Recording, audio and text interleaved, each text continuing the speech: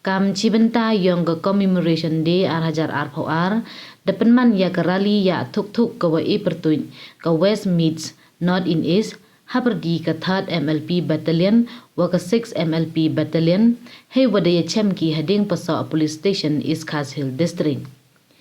Ya ke 3rd Battalion sapsen de ya khmat dau komandan yongka uchempang serti, hei wadami gina police reserve juai hadin ke lekborom police commemoration day, Kadwai ke 6 Battalion Umran 1 dayak khmat da ula kadors im day bami na Police Reserve nang po hadin yong ke commemoration day parade.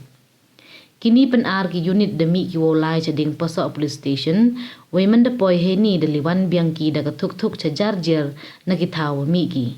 Kathong yong gani karali to wo kunmu warom yaki pulit ke jela ki wadaklan hei por wa i ki chakri yaki pajba ke jela wa kari wo penklan wai wo penyebi iya to haperdiki pulit ki aryunin.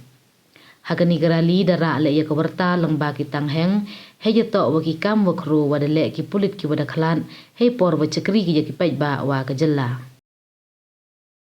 Today is Police Commemoration Day, a day where we honor all our martyrs, the police martyrs who died in the line of duty. So here we are, 6th Battalion, we're going on a bike ride and we're going to meet the 3rd Battalion bike riders. We're going to meet halfway.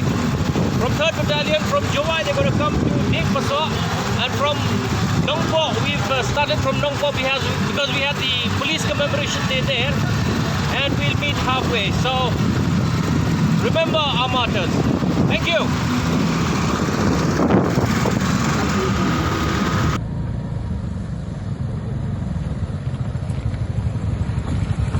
Thank you, Master T, for this wonderful occasion that we are able to ride together.